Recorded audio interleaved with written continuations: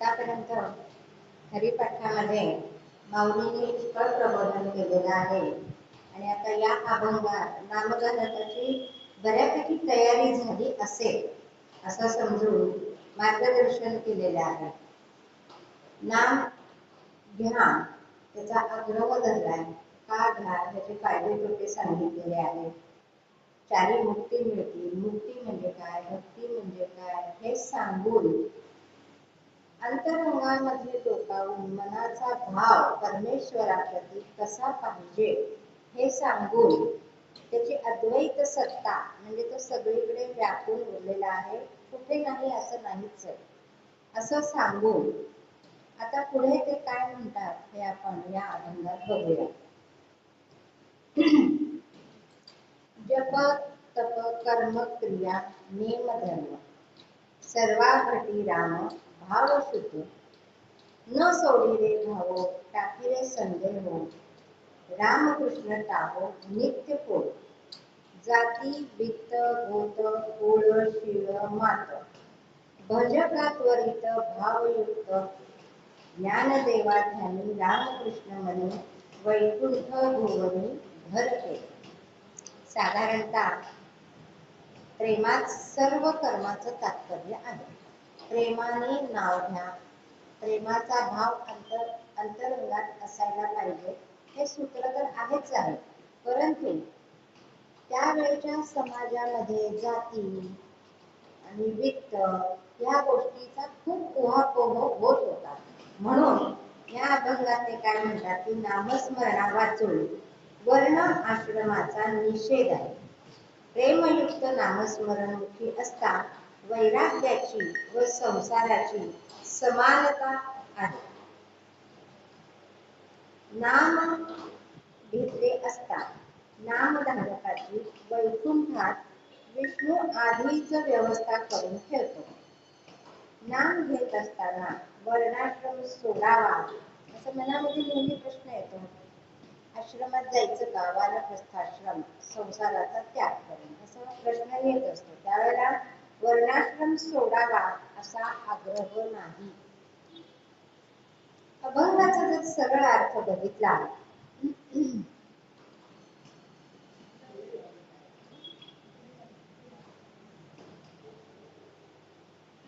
जप तप क्रिया कर्म नेमधर्म या सर्वांचा उद्देश सर्वत्र श्रीहरी धरला आहे असा आहे.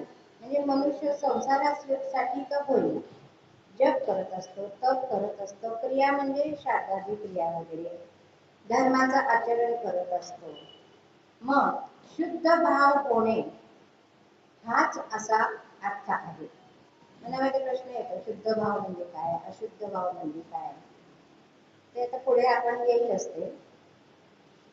भगवंताची अद्वैत सत्ता विसरू नये असं माऊली म्हणतात. विसरू नये म्हणजे आधी कधीतरी हे घडलेलं आहे आणि आता ते आठवणीत नाही म्हणून विसरू नये. म्हणजे माणसाला परमेश्वराबद्दल खात्री आहेच आहे, नामाबद्दलही आहे, पण आता काही ह्याच्यामुळे तो बुडून गेलेला आहे आणि विसरला आहे, तर ती त्याची अद्वैत सत्ता विसरायची नाही. विनाकारण संशय धरू नये. रामकृष्ण नामाचा अखंड घोष करावा, उच्च स्वराने त्याचा धावा करावा. जाती वित्त गोत कुळ शील या काल्पनिक गोष्टी आहेत, म्हणून आदराने भगवंताचे नामस्मरण करण्यास लवकर लाग असं माऊली म्हणतात. श्री ज्ञानेश्वर महाराज पुढे म्हणतात, स्वतःचा दाखला देतात, स्वतःची उदाहरण देतात की मी मनात रामकृष्णाचे नाम व ध्यानात रामकृष्णाचे रूप साठवल्यामुळे मी अखंड वैकुंठ भुवनातच वसती केलेली आहे. म्हणजे स्वतःचं उदाहरण देऊन समाजाला प्रबोधन केलेलं आहे. मागच्याही एक दोन अभंगात त्यांनी हे सांगितलेलं आहे की माझ्या मनात आणि ध्यानात रामकृष्णच असतात. तसं आता सरळ अर्थ बघितला मग एवढंच सांगायचं नाहीये माऊलींना. मग पुढं काय ते म्हणतात तर त्याची थोडीशी उकल किंवा रहस्य. पहिल्या चरणामध्ये माऊली म्हणतात जप तप कर्म क्रिया नेम धर्म सर्वा घटी राम भाव शुद्ध. म्हणजे हरिप्रेमात सर्व कर्माचं तात्पर्य आहे असायला पाहिजे. म्हणजे जप केला तरी भगवंतच, तप केलं तरी भगवंतच, कर्म करतानाही भगवंतच, क्रिया करतानाही भगवंत, नेम करताना भगवंत, धर्माचं आचरण करताना भगवंत, असं सर्व घटी तो भाव पाहिजे की परमेश्वरच ह्याच्यात आहे. मग पूर्वी वर्ण म्हणजे उच्च नीच हा भेदभाव केला जात असे. वर्णाश्रम होता. वर्णाश्रमाप्रमाणे गायत्री मंत्राधिकांचा जप करणे, चांद्रायणादी व्रताचरण करणे, तप करणे, संध्योपासन करणे, यज्ञादी कर्म करणे, पिंड पितृतर्पणादी क्रिया करणे, एकादशी वगैरे व्रत या नियमांचे पालन करणे, आचरण करणे, हे सर्व चराचर सृष्टीत एक श्रीहरीच भरला आहे असे अन्वय दृष्टीने जाणून त्याचेच प्रेम करावे आणि त्याच्याकरताच जप तप हे करावे. म्हणजे भगवंत लक्षात ठेवून हृदयात ठेवूनच करावे. धर्म स्वनुष्ठितः पूजा विश्व कसे न कथा सुच. म्हणजे जेवढा धर्म आपण करतो त्या धर्माने भगवत प्रेम जर उत्पन्न झाले तर ठीक आहे, नाही झाले तर तो सर्व धर्म व्यर्थ निष्फळ होतो असे भागवत धर्माचे शास्त्र, जो भागवत ग्रंथ जो आहे त्याच्यात म्हटले आहे. भगवंताचे प्रेम प्राप्त व्हावे म्हणून भगवत प्रीत्यर्थ सर्व धर्माचरण केले पाहिजे. म्हणजे नाथ महाराजांचं चरित्र जर बघितलं तर त्याच्यात धर्माचरण म्हणजे काय, तर सगळीकडं परमेश्वरच आहे हे धरूनच केलेलं आहे. मग सच्चिदानंदाशिवाय भगवंताशिवाय जड विनाशी जगत वस्तू आहे असा समज धारण करून जगातील पदार्थांवर प्रेम करणे हा अशुद्ध भाव आहे. शुद्ध भाव अशुद्ध भाव काय हे सांगताना म्हणतात.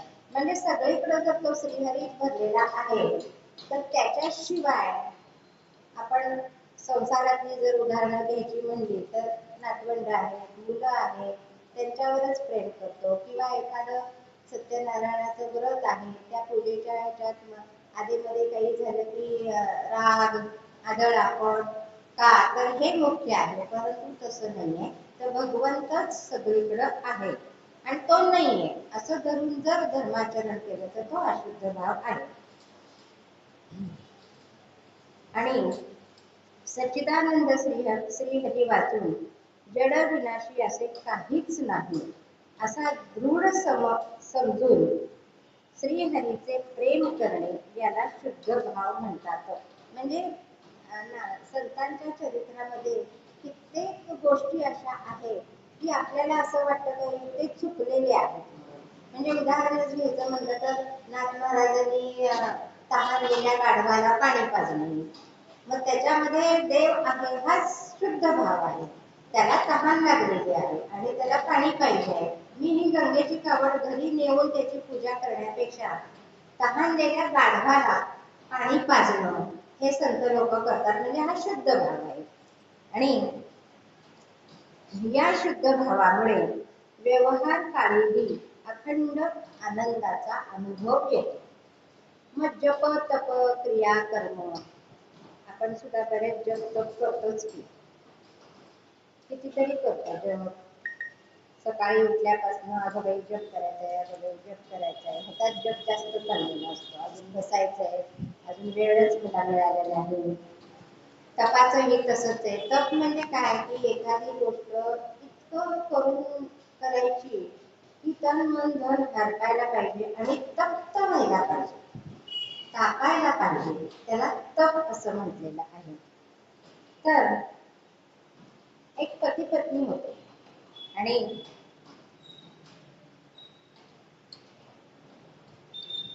हे पती पत्नी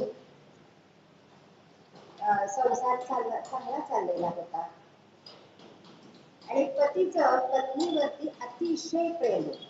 म्हणजे ती जे सांगेल ते सगळं ऐकायचं, तिला आनंदात ठेवायचं, खूप प्रेम होतं.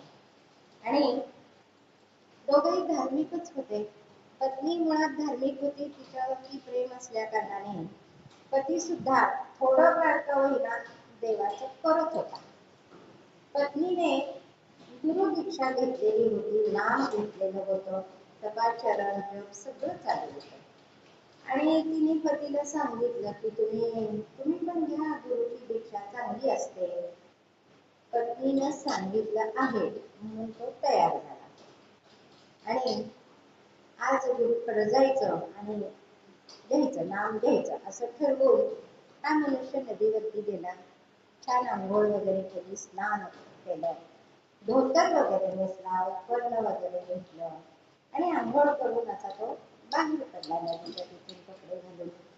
त्यावेळेला त्याचे मित्र आजूबाजूला होते ते त्याच्याकडे बघायला लागले आणि म्हणाले, काय आज काय अगदी धोतर उपकरण वगैरे, काय काय विशेष काय आहे?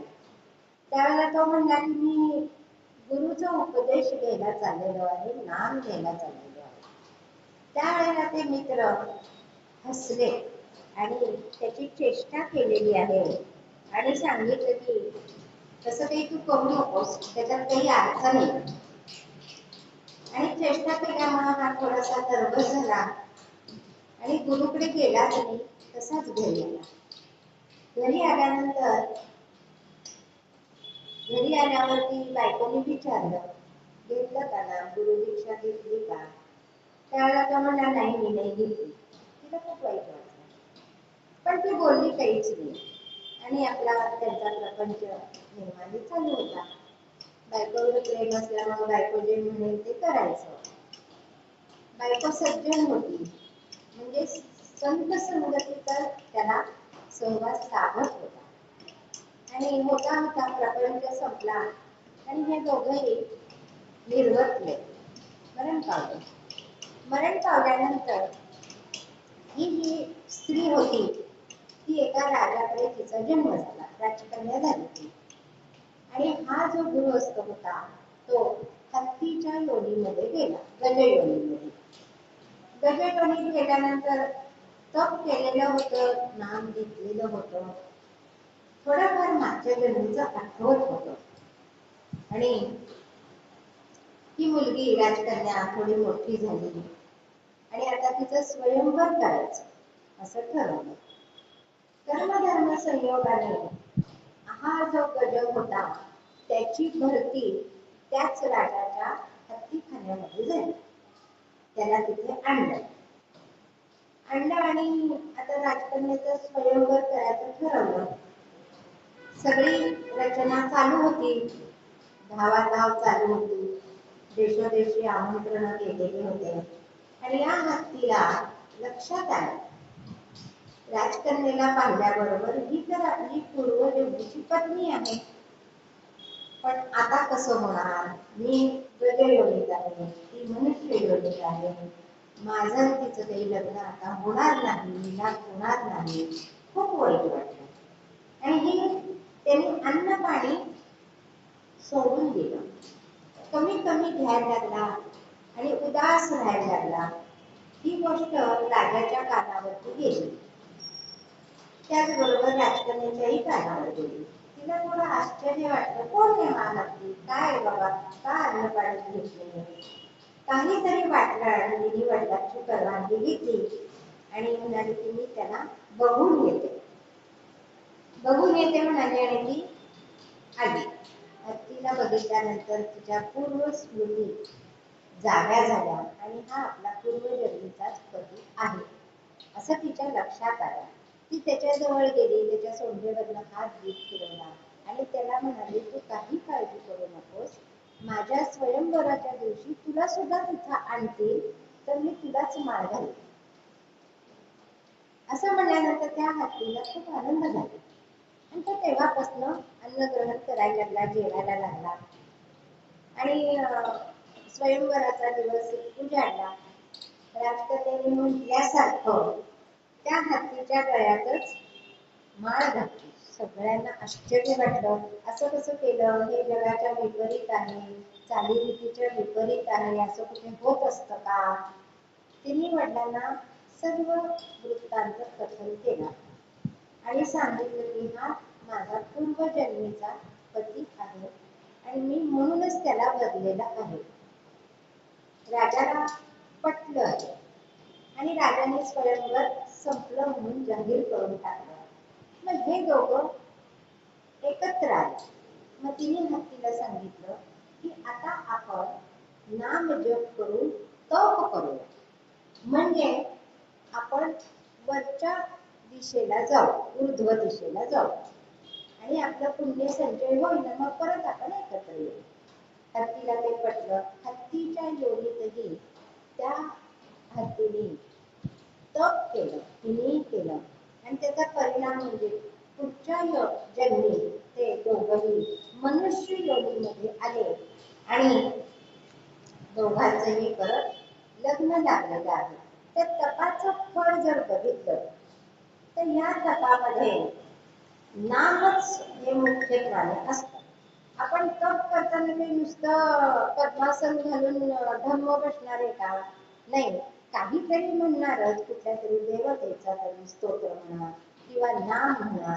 हे घेतल्याशिवाय व्रताचं किंवा तपाचं फळ मिळतच नाही. त्याच्यात नामच असल्या कारणाने नामाचा महिमा जो होता तो त्यांना मिळाला आणि ते परत तप करून पुढच्या गतीला लागलेले आहेत. मग हे तपाचं जर असं आपण बघितलं, मग माऊलींनी तर तप आणि जप काय काय काय काय नावं घेतलेली आहेत. जप, तप, कर्म, क्रिया, नेम, धर्म.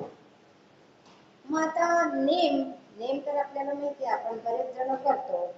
आत्ताचा नेम बघितला तर नाही बाबा, उद्यापासून योगासनं करणार बाबा, आता फारच त्रास नाही मला, हा पण एक नेमच झाला.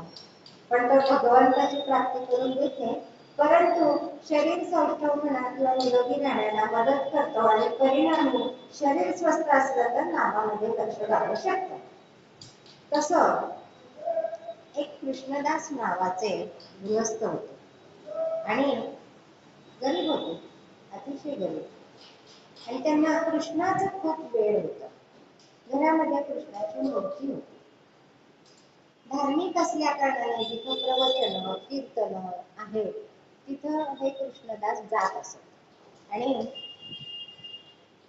छान ऐकायचे, त्यातलं मार्मिक काय आहे ते घ्यायचं, घरी आचरणात आणायचं, असं होतं. मग एकदा महाभारताचं आख्यान चालू होतं आणि हे तिथं केलेले होते.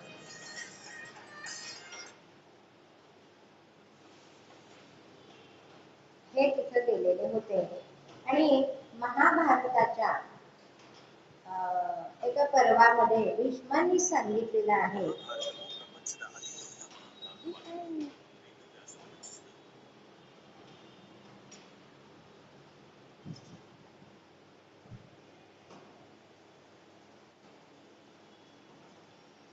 तर त्या ह्याच्यामध्ये भीष्मांनी नेमाचं महत्व सांगितलेलं आहे की एखादा नेम किंवा एखादं तप जर 12 वर्ष केलं सलग तर ते सिद्ध पावतं.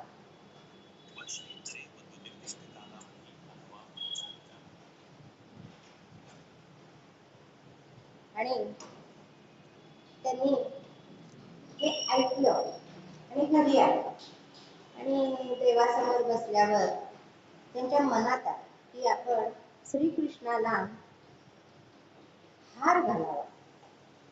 आपल्या इथे पुष्कळ फुलं आहेत आणि 12 वर्षांनी ते सिद्ध होणार, म्हणजे भगवंत भेटणार आपल्याला. या विचाराने त्यांनी तो नेम चालू केला. नेम चालू केल्यानंतर आजूबाजूची फुलं गोळा करायची, त्याचा हार करायचा. मग घरातल्या कृष्णाला न घालता तिथंच गावात एक देऊळ होतं, तिथं ते जात होते. तिथं त्याने त्या मूर्तीला हार घालायचं ठरवलं आणि त्याप्रमाणे ते तसं करत होते. असं होता होता 12 वर्ष होत आली. 12 वर्ष झाल्यानं होत आली. एकच दिवस कमी होता. त्यांनी एक दिवस कमी असताना जो हार परमेश्वराच्या गळ्यात घालत होते तेव्हा भगवंताला विनंती केली की भगवंता देवा मी आजपर्यंत इथं येऊन हार तुला मी घातलेला आहे, उद्याचा हार घातल्यानंतर माझी 12 वर्ष पूर्ण होणार, म्हणजे एक तप पूर्ण होणार, तर जे काय माझ्या हातून सेवा झालेली आहे आणि भीष्मांनी जे कथन केलेलं आहे तसं माझं होईल, परंतु माझी एक अशी इच्छा आहे की मी उद्या जो हार तुला घालणार आहे ना, तर तो तू माझ्या घरी तू यावं आणि मग मी तो तुला हार घालीन, अशी माझी इच्छा आहे, मी वाट बघतो. त्या दिवशीचा हार गळ्यात घातला आणि तो घरी आला. दिवसभर घरी आल्यानंतर आता उद्या भगवंत येणार 100% खाते, कारण का सांगितलेलं भीष्मांनी आहे आणि हे होणारच. रात्री झोप येईल, तू काय करावं उद्या भगवंत येणार, मग नुसताच हार घालायचं का त्यांना? नाही, मग काहीतरी आपण प्रसाद करूया. परिस्थिती गरीब होती, काय करूया असं करत करत करत विचार करता करता त्यांना घरामध्ये बऱ्यापैकी साधन सामग्री सापडली आणि ते प्रसाद करायला लागले. आजूबाजूच्या लोकांना सुद्धा कळलं की कृष्णदास प्रसाद करतायत. त्यांनीही काही आणून दिल्या गोष्टी, पदार्थ की हे करा. असं करता करता 56 भोग तयार झाले आणि ते वाट बघायला लागले की आता माझं आराध्य दैवत येईल आणि मी त्यांना हात घालले आणि हा प्रसाद मी त्यांना देईल. खूप आनंद होता मनामध्ये, आशा होत्या आणि सकाळपासून गडबडीत होते. अजून आलेले नेहमी देखील ते वचनाचे पक्षी आहेत. परमेश्वर असा मला ठगवणार नाही या विचारात दुपार गेली. 4 वाजून गेले, संध्याकाळची वेळ होत आली, अजून भगवंताचा पत्ताच नाही. यांनी अन्नग्रहण केलं नव्हतं, हार मात्र करून ठेवलेला होता. मन विषण्ण झालं. का बरं भगवंत आले नाही? देवा मी तुला माझ्या घरी ये म्हटलं होतं, तू आला नाहीस, याला अर्थ नाही काही. आपण आता हा हार घ्यावा आणि नेहमीप्रमाणे नेम केला तिथं जाऊन त्या भगवंताला हार घालावा. म्हणून हार हातात घेतला आणि तो प्रसादही घेतला, सगळं एकत्र झोळीत भरून टाकलं आणि ते निघाले. डोळ्यात अश्रू होते, चेहरा खूप दुःखी होता. असं होता होता थोडं चालून गेल्यानंतर धुळीचे लोट दिसायला लागले. ते म्हणजे कोण आलंय, बघितलं इकडे तिकडे, तर एक मुलगा काठी घेऊन पुढे आला, म्हणाला की बाबा काही गुरं येत आहेत, तुम्हाला लागेल, काही गुरं परतीची वेळ झालेली आहे, तुम्ही थोडं बाजूला व्हा, तुम्हाला धक्का लागेल. त्यांनी नुसतं त्याच्याकडे बघितलं, तर बाबा म्हणाला आणि कृष्णदास थोडेसे बाजूला झाले. त्यात त्यांच्या पोटलीतनं इतकं सुगंध येत होता. तो मुलगा म्हणाला की किती छान वास येतोय, तुम्ही काय वेगवेगळी पक्वान केलीत का? मला तर या वासाने खूप भूक लागली. त्यावेळेला कृष्णदास रडत होते आणि नुसतं मानेने हो म्हणाले. हो, याच्यात पक्वान आहे, 56 भोग आहे, तो आहे ना, तो त्याला न्यायला, त्याला खायला केली तिने, पण तो आलाच नाही. या मुलाला काही कळे ना, कोण तो, काय तो. तर तो म्हणाला की मला भूक लागली, मग मला देता का ते? आणि तुम्ही पण खा, तुम्ही सुद्धा भुकेलेच दिसताय. कृष्णदासांना बोलवे ना, इतकं वाईट वाटत होतं. त्यांनी ती झोळी उघडली आणि त्या मुलाला ते घे म्हणाले पुणेने. त्यावेळेला तो मुलगा म्हणाला, बाबा माझे हात गाई गुरं सांभाळून सगळे शेणाने बरबटलेले आहेत, तुम्ही कसं काय खाणार? तिथं पाणी सुद्धा नाही हात धुवायला, तर तुम्हीच मला भरवाल ना. अगदी आजही स्वर त्या मुलाचा म्हणल्याने, जसं एखादा नातू आजीला म्हणतो ना, अगं मला पोळी नकोय ग, मला मॅगी देशील का? आजीला ते काय वाटत असतं, चांगलं नाहीये, परंतु त्या मुलाची आर्जवता नातवाची एवढी असते की ती काही आत्ताच देणार आणि परत देणार नाही, हे शेवटचं आहे असं म्हणून ती प्रेमाने जशी मॅगी करते, तसं हे कृष्णदास म्हणत होते, ठीक आहे आता भरवतो फुलांनी, परंतु माझी इच्छा नाहीये. तो मुलगा तिथंच बसला आणि कृष्णदास आपल्या झोळीतून काढून त्याला भरवायला लागले. भरवता भरवता त्या मुलाच्या डोळे असे लाल लाल झाले. कृष्णदास बघायला लागले, विचारलं काय झालं तुला, काय झालं? त्यांच्याही डोळ्यातून पाणी येत होतं. काय झालं तुला, डोळे असे लाल का झाले? आणि तो मुलगा रडायला लागला, जोर जोरात रडायला लागला. तेव्हा कृष्णदासांना वाटलं की बहुतेक घरची गरिबी आहे का काय त्या क्षणात विचार इकडचे तिकडे सगळे घेऊन गेले आणि त्यांनी विचारलं तू का रडतोयस? तेव्हा तो मुलगा रडत रडत म्हणाला, मला फार नाही का घालला तुम्ही माझ्या गळ्यात? असं म्हटल्याबरोबर हार गळ्यात घालणार नाही का म्हणल्याबरोबर कृष्णदासाला चटकन आठवण झाली की सर्वाघटी राम आहे, परमेश्वर कुठं नाही असा नाहीच आहे. आणि त्यांनी तो हार त्या मुलाच्या गळ्यात घातला. त्याबरोबर त्यांचा 12 वर्षाचा जो नेम तो हे पूर्ण झालं आणि भगवंताने त्यांना साक्षात श्रीकृष्णाने दर्शन दिलेलं आहे. हे नेमाचं, जपाचं, तपाचं सगळ्याचं फळ आहे की 12 वर्ष कुठलीही गोष्ट म्हणजे जप नेम वगैरे असं काहीच नाही. कुठलीही गोष्ट म्हणजे भौतिकातली सुद्धा जर तुम्ही सातत्याने 12 वर्ष केली तर प्रत्येक कर्माचं फळ हे कर्म दिल्याशिवाय शांत होत नाही. त्याचं फळ हे मिळतं. मग वाईट गोष्ट जर केली, 12 वर्ष नुसते दरोडे घातले, नुसत्या चोऱ्या केल्या, त्याचं फळ काय आहे? आजन्म कारावास, नाहीतर फाशी. हे मिळणारच. चांगलं कर्म केल्यानंतर चांगलं फळ मिळणार. म्हणून सर्वाघटी राम हे जे पहिल्या ह्याच्यात सांगितलेलं आहे त्याचा अर्थ असा आपण घेऊ शकतो. त्याप्रमाणे जे अरविंद हे रानडे होते ना, गुरुदेव रानडे, एक सहज आठवण म्हणून सांगते. गुरुदेव रानडे आहे तर त्यांच्या आई पार्वतीदेवी ह्या अतिशय धार्मिक होत्या. वडील दत्तात्रय पण धार्मिकच आणि जप करायच्या, त्या नाम घ्यायच्या, जप करायच्या. अगदी गुरु केलेला होता, जप करायच्या. आणि असं बसून माळ घेऊन असं नाही, पण माळेनी त्या मोजत होत्या. आणि 1000 माळा झाल्या किंवा 1000 जप झाला की काही वेळेला त्या तांदूळाचे दाणे टाकून सुद्धा अशा करायच्या. काही वेळेला जे काय हातात असेल ते मोजून जप करत होता. आणि 1000 झालं की लक्षात कसा ठेवायचा आता, तर त्या गंधाचं बोट भिंतीवर ओढायच्या की एक गंधाचं बोट असलं की 1000 माळा झाल्या. असं होता होता गुरुदेव रानडेंच्या जन्माच्या आधी त्यांच्या 4 भिंती भरून गेलेल्या होत्या या गंधाच्या खुणेने. एवढा जप झालेला होता. त्याचं फळ काय आहे तर गुरुदेव रानडेंचा जन्म झालेला आहे. आणि पुढच्या चरणामध्ये माऊली म्हणतात, न सोडी रे भाव टाकी रे संदेह, रामकृष्णी प्राहो नित्य फोड. म्हणजे अन्वय दृष्टी सोडून वर्णाश्रमादी धर्म केल्याने भगवत प्राप्ती होत नाही. म्हणून ही अन्वय दृष्टी कधी सोडू नये. अन्वय दृष्टी म्हणजे तिथं नूर निघतं, तिथं अग्नी आहे, हा सिद्धांत. तशी ही अन्वय दृष्टी आहे.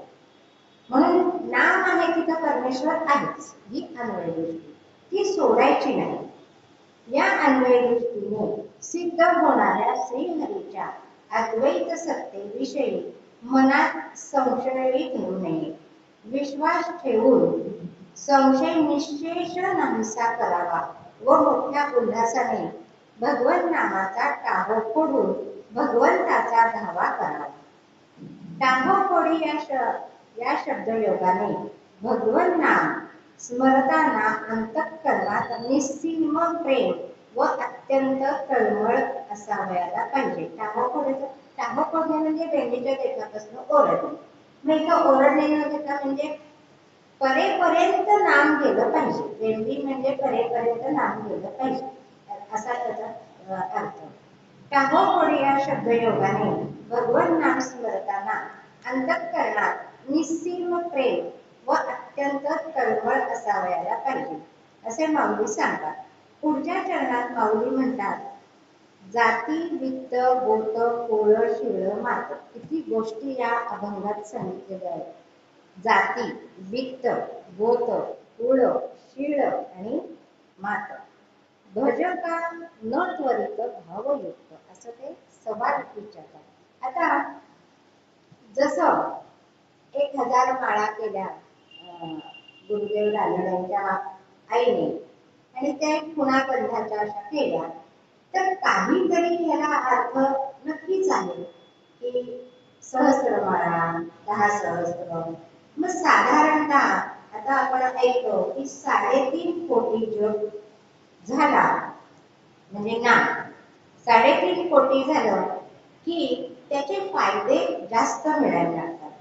मग 3.5 कोटी नामाचं महत्व काय आहे, तर त्याच्याबद्दल आपण थोडंसं बहुतांश सांगतात. 3.5 कोटी नाम 2 कोटीच का नाही, 1 कोटीच का नाही. मागच्या अभंगात आपण म्हणलं की पावसच्या महाराजांनी 2.5 कोटीतून नाम घे म्हणजे तुझं दुखणं बरं होईल. हे उदाहरण आपण पाहिलं होतं. तसं कोटी आणि 3.5 कोटी 13 कोटी रामनामाचं जप समर्थांनी 13 कोटी केलेलं आहे. काहीतरी त्याला महत्व नक्कीच आहे. मग हे 3.5 कोटी का, आपण थोडा अलीकडचा अंक घेऊया. 13 कोटी म्हणजे खूपच होतं, म्हणजे आपल्या डोक्याच्या पलीकडे आहे. 3.5 तरी कोटीच आहे ते, 3.5 जरा जवळचे वाटतात. 3.5 कोटी जपाचे महत्व म्हणजे 3.5 कोटी नामाचा जप झाला की काय होतं. गोंदवलेकर महाराज म्हणतात, परमार्थाची प्रेरणा बनते. परमार्थाची प्रेरणा बनते. पुढे जायला तुम्ही तयार झाला. मनात प्रश्न येतो, 3.5 कोटीच का बरं, आधीचा आकडा किंवा नंतरचा का नाही. तर ओंकार हा 3.5 मात्रेचा आहे. मग आता ओंकार त्याच्यामध्ये काय आहे, अ म व अर्धा चंद्रावी बिंदू म्हणजे अनुस्वार. मग हा 3.5 मात्राचा आहे. मग ओंकार 3.5 मात्राचा आहे. मग ओंकार म्हणजे काय, प्रणव. जी सृष्टीची जी रचना करताना जो परमेश्वराच्या तोंडी हुंकार निघाला तो ओंकार, आणि तेच नाम, तेच परब्रह्म. मग तो 3.5 मात्राचा आहे म्हणून 3.5 कोटी असा त्याचा अर्थ. मग काय होतं 3.5 कोटी करताना. एका यांनी सांगितलं तज्ञांनी, 3 कोटी झाल्यावर त्या साधकाला ती जी वरची अर्धी मात्रा आहे ना त्याचा अनुभव यायला लागतो. 3 कोटी झाल्यानंतर अनुभव यायला लागतो. परमार्थात तो एवढा चिटकून जाईल की तो बाजूला म्हणजे नामापासून बाजूला होणारच नाही. 3.5 कोटी जप झाला की परमेश्वराचे दर्शन झाल्याशिवाय राहणार नाही. म्हणजे 3.5 कोटीची जी स्पंदने आहेत ती साकारपणे ज्यांनी जप केलाय त्याच्या पुढे येतात, म्हणजे दर्शनात साकारपणे येतात. साधकाचा तो सूक्ष्म देह जो आहे तोही तसाच बनतो, ज्याचा जप करतोय तसा. मग एकदा गोंदवलेकर महाराजांच्याकडे असे संध्याकाळच्या वेळेला ते खुर्चीवर बसले होते आणि एक माणूस पडशी वगैरे खांद्यावर घेऊन आला होता आणि त्यांच्या समोर उभा राहिला. त्यावेळेला महाराज त्याला काय म्हणाले, काही बोललं नाही, चाललं नाही, काही नाही, त्यांनी विचारलं पण नाही केलं. आणि आपणच महाराज म्हणाले, तू दत्त मंदिरात जा. त्याबरोबर तो मनुष्य लगेच वळला आणि दत्त मंदिरात गेला. दत्त मंदिरात गेल्यानंतर त्याला दर्शन वगैरे घेऊन तो परत आला. परत आल्यानंतर महाराज गोंदवलेकर महाराज त्याला म्हणले की तो 3 दिवसांनी आला. तेव्हा महाराज त्याला काही बोलले नाही. त्याने म्हणाले तू गिरनार पर्वतावर जा. तो ताबडतोब नमस्कार करून निघाला. हे सगळं पाहत असलेला एक गृहस्थ त्यांनी महाराजांना विचारलं की का महाराज तुम्ही तर त्याच्याशी काहीच बोलला नाही, त्यांनी काही विचारलं नाही, आणि तुम्ही एकदम दत्ताच्या देवळात जा सांगितलं, गिरनारवर जा सांगितलं, त्यावेळेला महाराज म्हणाले की तो समोर आल्या आल्या मला त्याचा सूक्ष्म देहात दत्त महाराज दिसले. महाराजांची गोष्ट वेगळीच आहे. समोर मनुष्य आला की आर पार दर्शन त्यांना होतं, काय लायकीचा माणूस आहे हे लगेच कळत होतं. त्याच्या सूक्ष्म देहामध्ये मला दत्त महाराज दिसले आणि हा दत्ताचा उपासक आहे म्हणून मी त्याला दत्ताकडे जाण्यास सांगितलं. गिरनार पर्वतावर म्हणजे 3.5 कोटीचा जप झाल्यावर ती जी देवता आहे ती साकारते आणि जे जाणकार आहेत त्यांना ती दिसते. दुसऱ्याच्या ह्याच्यात किती याचा जप झालेला आहे, किती काय झालेलं आहे. लोक साधू संतांच्याकडे गेल्यावरती एक तक्रारीचा म्हणा किंवा आपण खूप केलंय असा स्वर असतो की महाराज काय करू, खूप खूप केलं, मी जप केला, तप केला, सगळं केलं, उपास तापास केले, पण काही उपयोगच झाला नाही. जे जाणकार असतात त्यांना लगेच लक्षात येतं किती केलेलं आहे. कशावरनं कळतं तर सूक्ष्म देह तो बोलतो त्यांच्याशी, त्याच्यावरनं त्यांना कळतं. आपण खूप केलं म्हणजे 100%ला 1% सुद्धा केलेलं नसतं.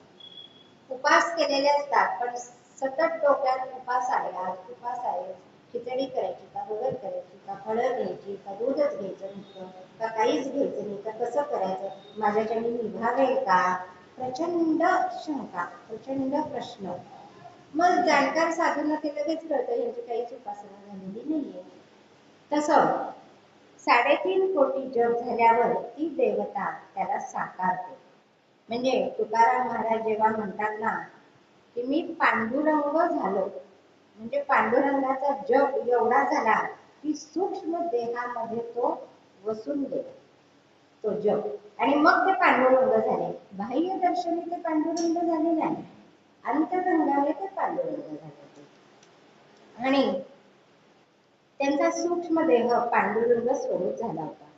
गुरुचा जप केला तर त्या गुरुसारखी अंगलट साधकाची होते, ही खूण आहे, बारीकशी खूण आहे तशी होते. म्हणून तुकाराम महाराज म्हणतात ध्यानी धाता पंढरी राया मने सहित पालटे काया. जपानी काय होतं, नामाने काय होतं तर काया सुद्धा पालटली जाते, काळ्याचा गोरा होतो. म्हणजे जर नाम देवाचं घेतलं तर, नाम दुसऱ्याच घेतलं तर काळाचं काळाच राहील. कसं, कारण सूक्ष्म देहातून स्थूल देह येतो. आईच्या पोटात सूक्ष्म देह बदलला की स्थूल देह बदलतो आणि मग देहातून नाम बाहेर येतो. ही परमार्थाची प्रेरणा आहे. 3.5 कोटी झाल्यावर आईच्या पोटात ज्या वेळेला बाळ येतं तेव्हा ते अव्यक्त असतं, पोटातून बाहेर आल्यानंतर ते व्यक्त होतं. तोच दाखला इथे आहे. 3.5 कोटीमध्ये आता बेलसरे बाबा काय सांगतात, 3.5 कोटीमध्ये पहिल्या कोटीचा जर जप झाला तर पहिलं म्हणजे देहभान जातं साधकाचं. आणि देहभान जातं म्हणजे काय तर मी, आपण जो मी म्हणतो, साधं नाव विचारलं तुम्ही कोण, मी, माझं नाव अमुक होतं, मी अमक्याची मुलगी आहे, अमक्याची पत्नी आहे, अमक्याची आई आहे, हा जो मी सगळीकडनं व्यापून आहे त्याचं भान जातं 1 कोटीमध्ये. आणि हे भान 1 कोटीमध्ये नाहीसं झाल्यावर म्हणजे काय की त्या व्यक्तीची जागृती जी आहे, भौतिकातली जागृती ती नाहीशी होते. मग जागृतीनंतर स्वप्नावस्था. मग दुसऱ्या कोटीत जी स्वप्न अवस्था आहे आणि ती जागृतीवरच असते ना, दिवसभर जे काही आपण वागतो मनाला टचिंग जे असेल ते नंतर स्वप्नात येतं, सुषुप्ती तसं स्वप्नात येतं. मग 2 कोटी झाल्यानंतर शुभ स्वप्न त्या साधकाला पडायला लागतं. स्वप्न अवस्था शुभ स्वप्न पडायला लागतात, साधू संतांची दर्शने व्हायला लागतात. 3ऱ्या कोटीत नाम सुषुप्तीत चालायला लागतं आणि गाढ झोपेमध्ये सुद्धा ते नाम आपोआप चालू राहतं. झोपेतून उठल्यावर नाम झोपेत चालू होतं हे कळतं उठल्या उठल्या. एखाद्या वेळेला आपण ज्या काही टेन्शन घेऊन झोपलो आणि सकाळी उठलो तर तो जो प्रश्न असतो तोच सकाळी आपल्या मनात येतो. तर नाम हे चालू आहे हे उठल्या उठल्या लक्षात येतं साधकाच्या, की झोपेत सुद्धा नाम चालू होतं सुषुप्तीत. म्हणजे 3 कोटी पूर्ण झाल्यावर मग काय होतं तर नाम अंगभूत होतं आणि म्हणजे त्याला वेगळे प्रयत्न करावे लागत नाही. नाम सुषुप्तीत चाललं म्हणजे ते चालायलाच लागतं, स्वाभाविक होतं, सहज होतं आणि पचनी पडतं, जाता येता सारखं चालू होतं. त्या अवस्थेत काही काळ राहिल्यानंतर नामधारकाला भानच राहत नाही. तुरी अवस्था म्हणा, उंगणी अवस्था म्हणा, अशी त्याला येते. मग पुष्कळ दिवस तो भानरहित राहतो व नाम मात्र चालू राहतं. सद्गुरूचे दर्शन होते, म्हणजे ज्या गुरुकडनं आपण नाम घेतले त्याचं सुद्धा दर्शन होतं आणि ज्याचं नाम घेतले त्याचंही दर्शन होतं. आपल्या मागे पुढे दैवत जे आहे नाम घेतो ते सतत आहे असं सारखं वाटायला लागतं. म्हणजे तुकाराम महाराज म्हणतात ना, जेथे जातो तेथे तू माझा सांगाती, ही अवस्था प्राप्त होते. आणि तिसऱ्या कोटीमध्ये नाम गेल्यानंतर मुख्य म्हणजे मागायचं राहून जातं, काही मागायचं शिल्लकच राहत नाही. म्हणजे हाव जी आहे, वासना जी आहे पंचेंद्रियांमार्फत आपल्या शरीरात जाते तीच संपते, हावच संपते, मागणं संपून जातं. आणि 3 पूर्ण झाल्यावर शून्याचा प्रवास सुरू होतो. शून्य म्हणजे काय तर शून्य म्हणजे स्वप्नावस्था संपल्यानंतर जी चालू होते ती शून्य, म्हणजे संपूनच गेलेली आहे ना. आता काही सुषुप्तीत नाम चालू आहे ती शून्य अवस्था.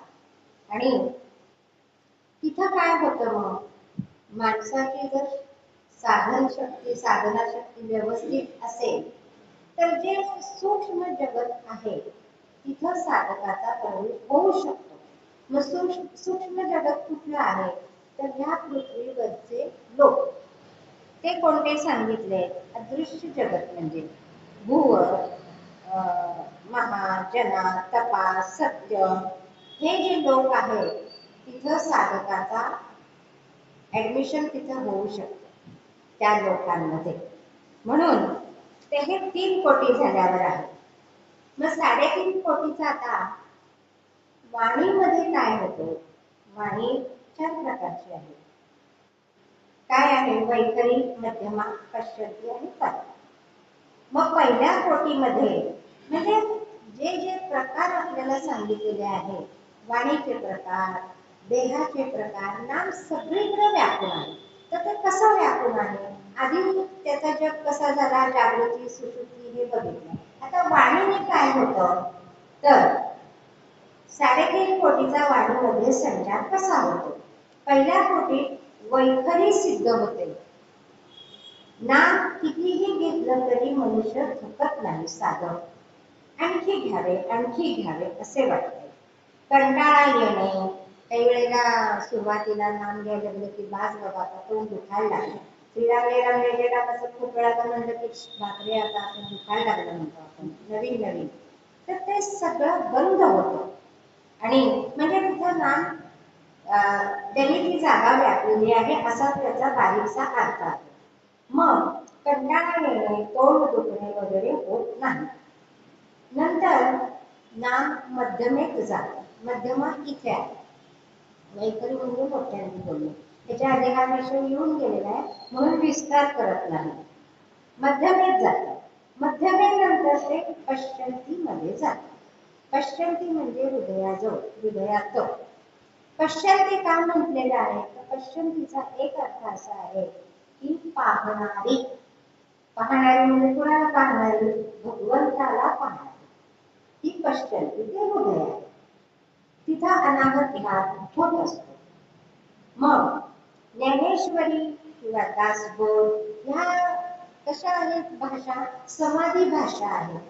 साधं वाचलं तर कळत नाही, तिथं गुरु लागतो. पण नाम जर पश्चंतीमध्ये गेलं, हृदयात गेलं, अनाहत नादामध्ये गेलं, तर तिथं हे ज्ञानेश्वरी वगैरे वाचलं तरी त्याचा बोध व्हायला लागतो. म्हणजे ती पाहणारी, भगवंताला पाहणारी. म्हणून पश्चंती वाणी हे कळायला लागते. ही वाणी सूक्ष्म रूप आहे आणि अंतरूप आहे, अंतःकरणात आहे. त्यामुळे 3 कोटी झाले की माणसाचे मन म्हटलंय बरं का, माणसाचे मन जे कुठं इकडं तिकडं सगळीकडे क्षणात हिंडत असतं ते पश्चंतीमध्ये स्थिर होतं. हृदयामध्ये मन स्थिर झालं की नाम स्थिर व्हायला वेळ लागत. हे मनच कारणीभूत ना सगळ्या सुख दुःखाला, सगळ्याला. त्या मनालाच आवड घातला जातो आणि तिथे त्या व्यक्तीला उत्तम विचार सुचायला लागतात, चालू होतात, दुसऱ्याच्या मनातले विचार कळायला लागतात, प्राण्यांची भाषा कळायला लागते आणि नंतर ते नाम परेमध्ये जातं. परेमध्ये भगवंताला, परेमध्ये या नाम परेमध्ये गेलं साधकाचं तर काय होतं, तर भगवंताला हात मारल्याबरोबर भगवंत साकार हजर होतो. आपल्याला हे माहितीच नव्हतं ना काही सुद्धा, की एवढं हरिपाठातलं माऊली सांगतायत की भगवंत तुम्हाला साकार हवंय का, दर्शन हवंय का, त्याच्याशी बोलायचंय का, मग नाम साधनेनं तुम्ही परेपर्यंत जा. तिथं तुम्ही भगवंताला हात मारल्यावर तो हजर होतो. म्हणजे एकदा एक साधक होता आणि छान साधना त्याची, मन शुद्ध, बुद्धी शुद्ध, सगळं शुद्ध होतं. साधना चाललेली होती, गणती काहीच नव्हती आणि एकदा तो असं काय करता करता अडचणीत आला थोडा आणि त्यांनी भगवंताला हात मारले. अरे देवा आता काय करू मी, असं म्हणल्यानंतर भगवंत जे झोपलेले होते, लक्ष्मी पाय चुरत होती, तिथून ते गडबडीने उठले. त्यावेळेला लक्ष्मी विचारले, आता इतक्यात कुठे चाललात आता? मी, माझा भक्त मला हाक मारतोय. आणि एका क्षणात त्याच्या पुढे ते हजर झालेले आहेत. त्यांच्या मागणं लक्ष्मीबाई आलेले आहेत की असा कुठला भक्त आहे की ज्यांनी हाक मारल्याबरोबर भगवंत सगळं सोडून आलेले आहेत. तर ते नाम परेपर्यंत गेलेलं होतं आणि त्यांनी हाक मारल्याबरोबर भगवंत हजर झालेले आहेत. हे परेच्या नामामधलं कौतुक आहे. आणि भगवंत हजर होतो तेव्हा नाम परेमध्ये गेलंच असं समजावं. म्हणून नामस्मरण 3.5 कोटी केल्यानंतर वाणीमध्ये काय संचार करतं हे आपण बघितलं. तसंच आता आपल्या शरीरामध्ये चक्र आहे, त्याच्यावरती सुद्धा नामाचा परिणाम होत असतो. मग आपल्या शरीरातली चक्र म्हणजे स्त्री असो, पुरुष असो, कोणी असो, त्याच्या शरीरात चक्र आहे. मग चक्र आहेत म्हणजे काय, तिथे काही चांदी सोन्याची चक्र नाही शरीरामध्ये जी आहे, तर ती नसांचे कुंचके आहेत. ठराविक टप्प्याने ते कुंचके आहेत आणि त्याला चक्र म्हटलेलं आहे. मग साधारणतः ही 6 आणि 7 आणि 7 म्हणजे 7वं एक आहे, पण जनरली 6 म्हणतात. 7व्याचा सुद्धा उल्लेख मी करणार. मूलाधार चक्र म्हणजे कुठे असतं, तर हृदयद्वारापाशी असते, जिथे कुंडलिनी वेगळे घालून बसलेली आहे. पुढचं आहे स्वाधिष्ठान चक्र, जे पोटी पोटात आहे. त्याच्यानंतर सूर्यचक्र, ह्याला दुसरंही नाव ह्याच्यात आहे. इथे सूर्यचक्र दिलेले आहे, ते बेंबीपाशी आहे. त्याच्यानंतरचं अनाहत चक्र जे हृदय आहे. नंतर विशुद्ध चक्र जे कंठापाशी आहे आणि जे आज्ञा चक्र ते 2 भुवयांच्या मध्ये आहे. अशी ही चक्र 6 आणि शेवटचं सहस्रदल चक्र हे मस्तकावर आहे. याचा वापर योगी लोक जास्त करून करतात. त्यांना जी मुक्ती पाहिजे असते ते कुंडलिनीद्वारे, चक्राद्वारे जीवाला वर घेऊन इथून बाहेर काढतात. त्याला भागवताने सद्योमुक्ती म्हणून म्हटलेलं आहे. ती योगी लोक करतात. पण एकदा काय इथं आलं म्हणजे कुंडलिनीद्वारे, ती कुंडलिनी ही शक्ती आहे, ती इथपर्यंत आल्यानंतर बरेचसे प्रकार त्या साधकाला होत असतात. मग पहिल्यांदा ज्याला नामाची आर्तता आहे, म्हणजे कसं नाम झालं पाहिजे, व्हायलाच पाहिजे, ही आर्थता आहे. सद्गुरूकडून नाम दिल्यावर ते घेतल्यानंतर काही जणांचं असं म्हणणं आहे की कुंडलिनी प्रत्येकाच्या शरीरात जागृतच असते, तिला साधकाने नाम साधनेने वर न्यायचं आहे, या चक्र भेदून पुढे न्यायचं आहे. तर सद्गुरूने नाम दिल्यावर कुंडलिनी जागृत होते. साधकाने ती कुंडलिनी जागृत केल्यानंतर म्हणजे नामाने ती केली की ती झालीच असं समजा, असं म्हणतात. साधकाने त्या कुंडलीला वर न्यायचे आहे. यातही 3 अवस्था सांगितलेल्या आहेत. पहिली अवस्था नामाची जी येते, नाम साधना सुरू केल्यानंतर आपण सद्गुरूकडनं नाम न घेता नाम घ्यायला लागलो तरी सुद्धा त्याचा फायदाच होतो. पण सद्गुरूकडनं नाम घेतल्यानंतर सद्गुरू त्याची शक्ती त्या नामात घातल्यानंतर ती वेगाने कार्य करू लागते, ती शक्ती. म्हणून साधकाने त्या कुंडलीला वर न्यायची आहे. यातही 3 अवस्था आहेत. पहिली अवस्था नामाची येते ती कुंडलिनी पाशीच येते. ती कुंडलिनी जागी होते, तिथे तिला जास्त शक्ती मिळते. मग होतं कसं, तर तिथे साधकाच्या वासना ज्या आहेत त्या तीव्र व्हायला लागतात. कुंडलिनी जागृत झाल्यानंतर म्हणजे बेलसरे बाबांच्या पुस्तकात एका ग्रंथात असं आहे की कुंडलिनी जागृत होताना अतिशय त्रास होत असतो. इतका त्रास होतो की तो मनुष्य आता मरेल का काय, एवढी अवस्था साधकाची होऊ शकते. कुंडलिनी गुदद्वारापाशी असल्यामुळे ती शक्तीने गुदद्वार फाटून जाईल का काय, असं त्यांचं वाक्य त्यांच्या ग्रंथामध्ये आहे. इतकी शक्ती असते आणि त्याची तीव्र वासना त्या साधकाला व्हायला लागते. मग चांगली वासना जर असेल साधकाची तर ते कुंडलिनी वरती जाईल, आणि जर दुर्वासना असेल तर हा साधक खाली येतो. म्हणजे आपल्या स्थानापासून तो ढळून खाली येतो. त्याच्या दुर्वासना तीव्र व्हायला लागतात. आपण पेपरमध्ये वगैरे सुद्धा वाचतो, नाव घेत नाही, परंतु कित्येक लाखो लोक त्यांचे हे होते, काय म्हणायचं, शिष्य होते. परंतु एक क्षण असा येतो की सगळं त्यांचं पेपरमध्ये वाईटच ऐकायला येतं. त्यांना शेवटी तुरुंगवास झालेला आहे. वासना दुर्वासना तीव्र झाल्या की साधक खाली येतो. त्यावर बेलसरे बाबांनी सांगितलेलं आहे की जर तीव्र वासना दुर्वासना व्हायला लागल्या तर त्या आवरता यायला पाहिजे. त्याच्यासाठी सुद्धा त्यांनी एक उपाय सांगितलेला आहे की साधकाने सिद्धासनात बसायचंय.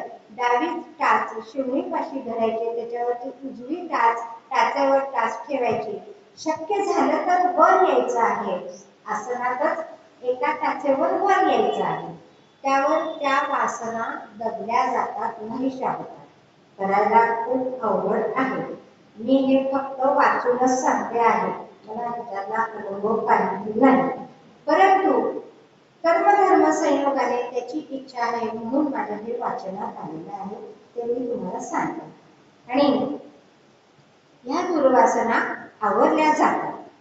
पुढे दुसऱ्या कोटीत नाम जेव्हा जातो तेव्हा ते बेंबीत जातं. आणि म्हणजे आपण बघितलं वाणीमध्ये ते तीर्थस्थान परेच आहे, तसं इथं कुंडलिनी खालून वर येते, बेंबीत जाते. बेंबीत म्हणजे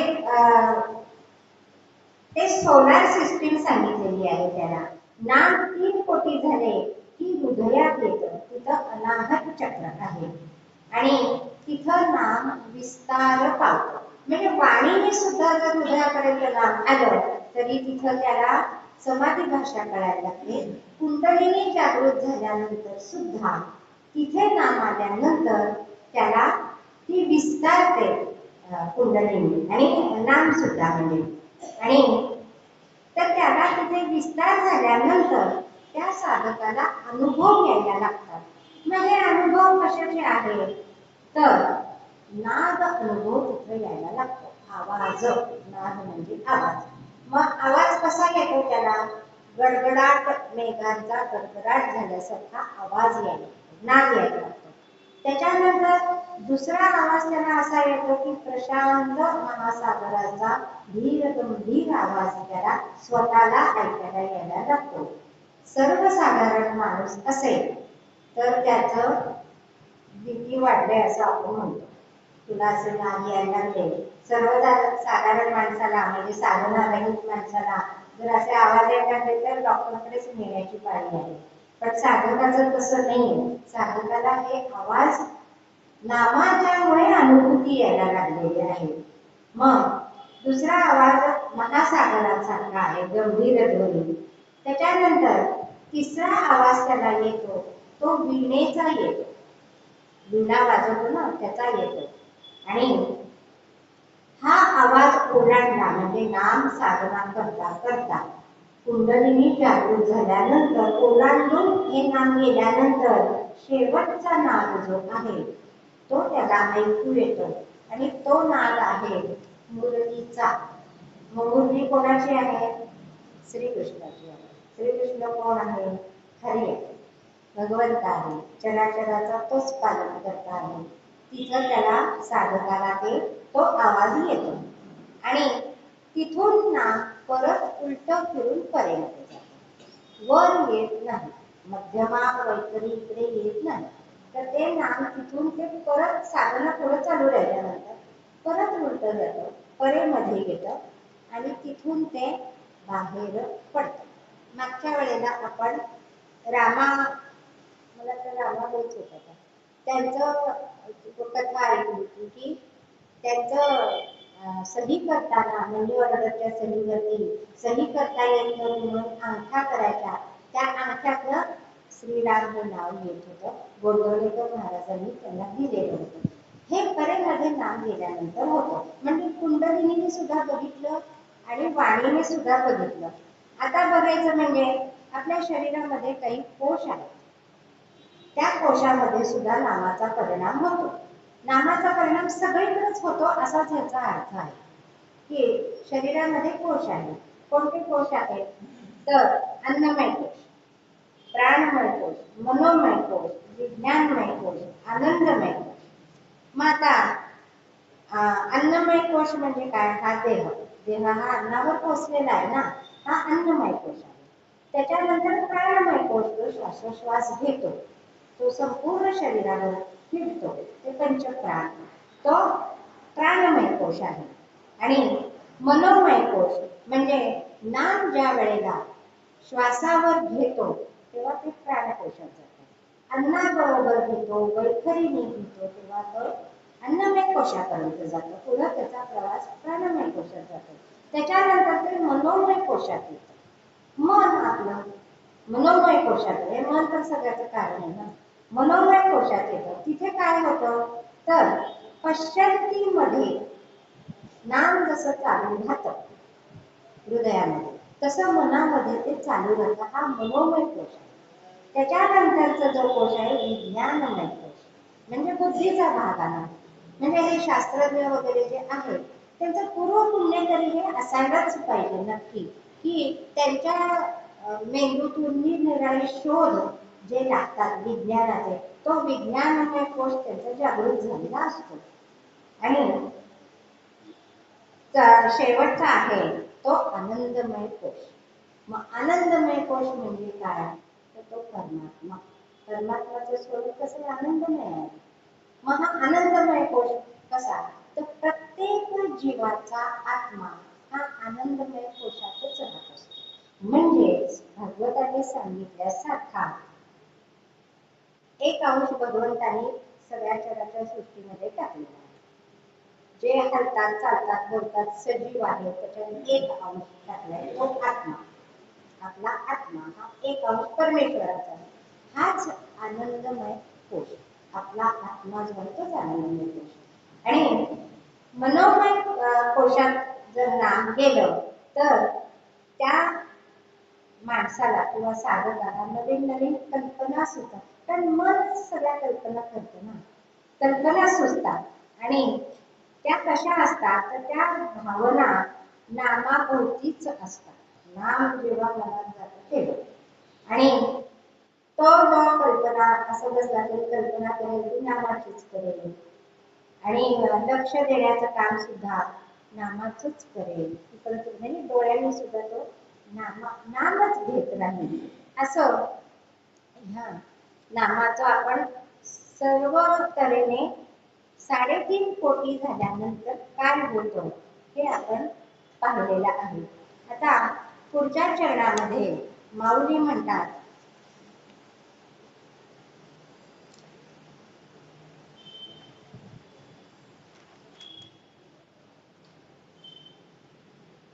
पुढच्या चरणात माऊली म्हणतात, ज्ञानदेवा ध्यानी रामकृष्ण म्हणी वैकुंठ गोवनी घर केले. आधी याच्याही आधी सांगितलं तर ध्यानात आणि मनात दोन्ही रामकृष्णच असतात. तर असं झाल्यानंतर 3.5 कोटी जप झाल्यानंतर साधकाची अशी स्थिती व्हायला लागते की ध्यानी मनी परमेश्वरच. मग त्याचा फायदा काय? मनुष्य आहे ना, सतत फायदाच बघत असतो. काय फायदा? 3.5 कोटी झालं, झालं की 3.5 कोटी झाले, ध्यानी मनात सगळ्यात राम आहे, सगळं आहे, फायदा काय त्याचा? तर श्री ज्ञानेश्वर महाराज म्हणतात, माझ्या ध्यानात रामकृष्णाचे रूप व मनात रामकृष्ण नामाचे अखंड स्मरण असल्यामुळे माझी वैकुंठ भुवनामध्ये कायमची वस्ती झालेली आहे आणि मी तिथेच असतो, सदा मी तिथेच असतो. आणि जे कोणी अशा रीतीने मनात आणि ध्यानात भगवंताचे रूप धरतील त्याचीही भगवंत वैकुंठात अगोदरच राखी व व्यवस्था करून ठेवली. ही पूर्ण गाठ साधकाने आपल्या मनात धरावी. म्हणजे 3.5 कोटी जप झाल्यानंतर काय होतं हे सगळं आपण बघितलेलं आहे. आणि वैकुंठामध्ये आपली जागा राखीव करण्याकरता आपण या प्रवचनाद्वारे असं म्हणूया की ज्यांनी केली असेल त्यांनी चांगलंच आहे, ज्यांनी करायची असेल म्हणजे मी, तर ती आपण करूया असं म्हणून मी माझ्या वाणीला विराम देते. एक मिनिट, या 2-3 मिनिटं जास्तीची घेते, चालेल ना? या हरिपाठाचा अभ्यास करताना काही लेखन थोडंसं माझ्या हातनं झालं. मी असं म्हणणार नाही माऊलींनी करून घेतलं वगैरे, कारण तेवढी काही माझी पात्रता नाही आहे, परंतु झालं. तर त्यातलं थोडं मी आज तुम्हाला सांगते.